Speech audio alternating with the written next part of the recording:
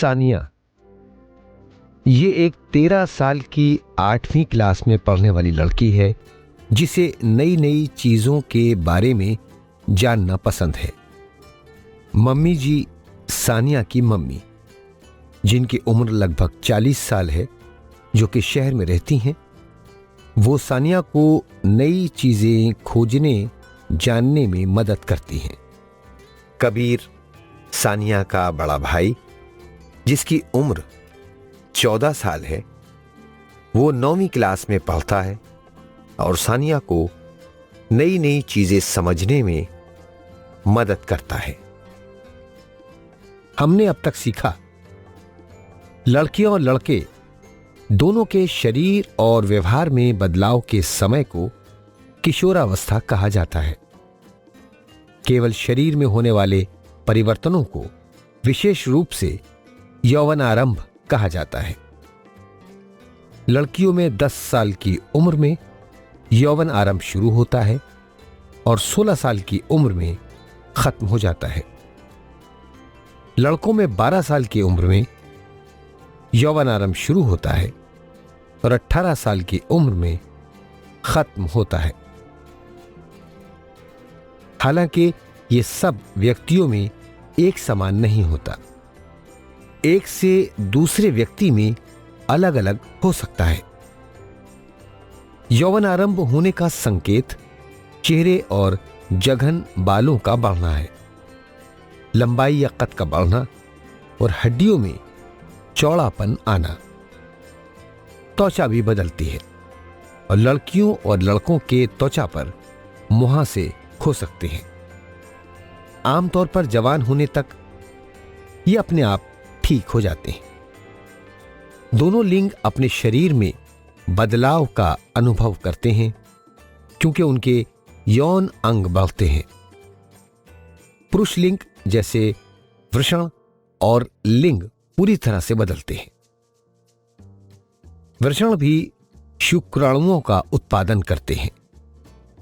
लड़कियों में अंडाशय बड़े होते हैं और अंडे परिपक्व होना शुरू होते हैं। साथ ही अंडाशय परिपक्व अंडे जारी करना शुरू कर देते हैं। इसलिए लड़कियों में भी हर महीने मासिक धर्म शुरू हो जाता है। लड़के और लड़कियां दोनों व्यवहारिक बदलाव से गुजरते हैं। वे अपने शारीरिक बदलाव के कारण डर और अस्थिरता महसूस करते हैं।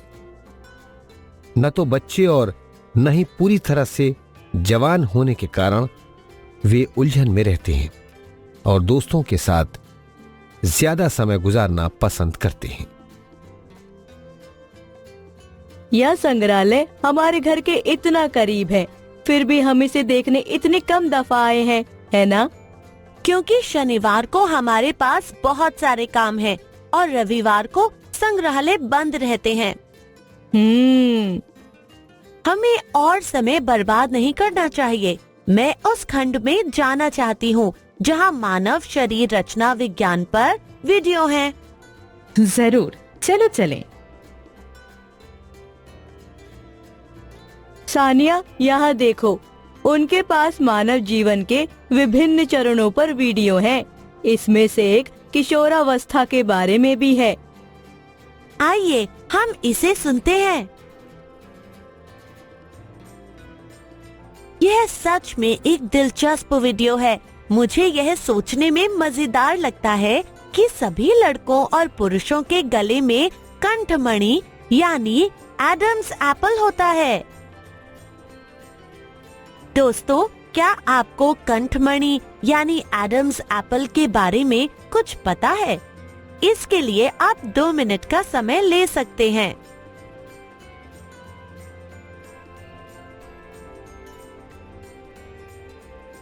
हाँ, यह वॉइस बॉक्स है जिसका वैज्ञानिक नाम है स्वर यंत्र। लड़कों और लड़कियों दोनों में स्वर यंत्र होते हैं। हालांकि लड़कों में यह लड़कियों की तुलना में बड़ा होता है। यदि आप लड़के हैं और आप यौवनारंभ से गुजर रहे हैं तो आप देख सकते हैं कि आपके गले में थोड़ी सी उभरन होगी। वह है लारिंक्स। किशोर लड़कों में कभी कभी स्वर यंत्र की पेशियों में अनियंत्रित वृद्धि हो जाती है और आवाज फटने या कर्कश होने लगती है।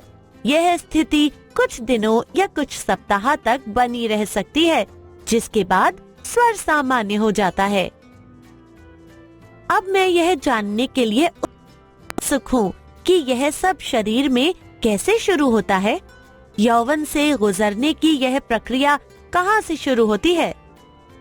मैंने इसे पिछले साल पढ़ा था। अंतःस्रावी तंत्र की पीयूष ग्रंथि। यह टेस्टोस्टेरोन और एस्ट्रोजन का उत्पादन करने के लिए महिलाओं के अंडाशय और पुरुषों के वृषण को हार्मोनल संकेत देता है। जब हार्मोन इन भागों में पहुंचते हैं तो वे उन्हें यौवनारंभ शुरू करने के संकेत देते हैं। ऐसा लगता है जैसे हमारे शरीर के अंग खो खो खेल रहे हैं। केवल यहाँ वे पीठ छूने के बजाय हार्मोन भेजते हैं। यह याद रखने का शानदार तरीका है, क्योंकि आपने अभी अभी जो बातें बताई हैं और इन तस्वीरों से मुझ में जो आंतरिक बदलाव है वे मुझे समझ आ रहे हैं। हमारी पुस्तिका में कुछ और बातें बताई गई हैं। मैं उनके बारे में थोड़ा और जानना चाहती हूँ। दोस्तों, क्या आपको याद है मम्मी और मैंने मासिक धर्म के बारे में बात की थी? एक लड़की के पहले मासिक धर्म प्रवाह और मासिक धर्म प्रवाह के ठहराव के लिए उपयोग किए जाने वाले नाम क्या हैं? हाँ, आपने सही जवाब दिया। पहले प्रवाह को रजोदर्शन कहा जाता है और मासिक धर्म के रुकने को रजोनिवृत्ति कहा जाता है। कबीर, मैं यह समझना चाहती हूँ कि यह कैसे तय किया जाता है कि किसी को लड़का होगा या लड़की? सानिया, वैसे ही जैसे हमारा शरीर यौवनारंभ के बारे में फैसला लेता है, शरीर ये भी तय करता है कि एक लड़का या लड़की विकसित करेगा। इस बारे में और बताइए।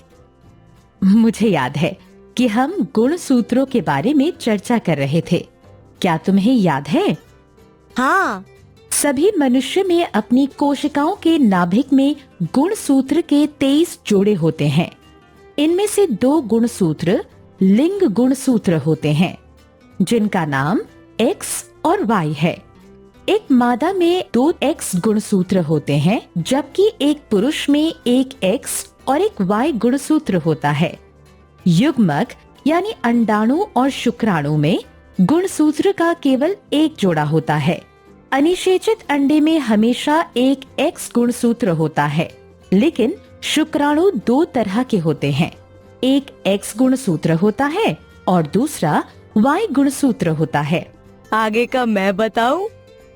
हाँ, क्यों नहीं।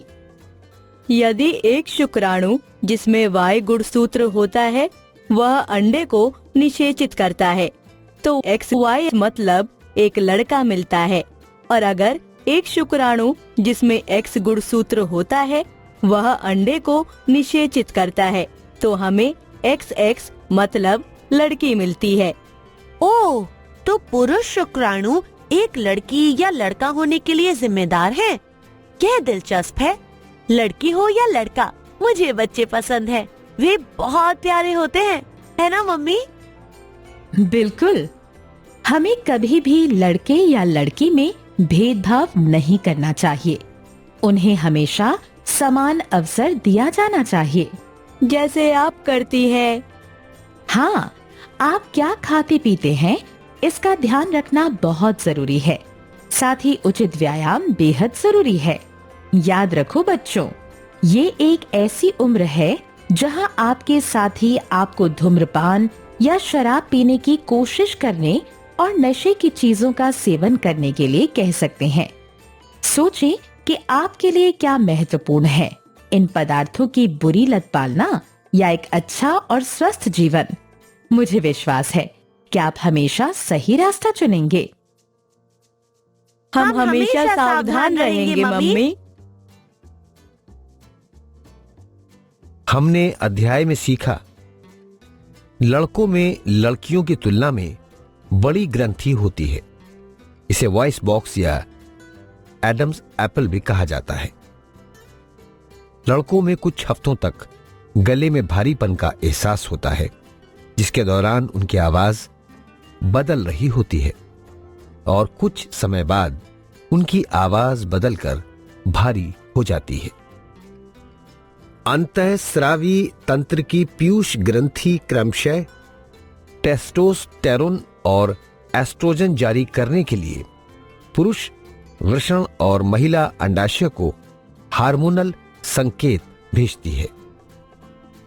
जब वृषण और अंडाशय इस संकेत को प्राप्त करते हैं तो वे हार्मोनों को छोड़ते हैं, जिसका मतलब है कि शरीर प्रजनन के लिए तैयार होना शुरू हो जाता है।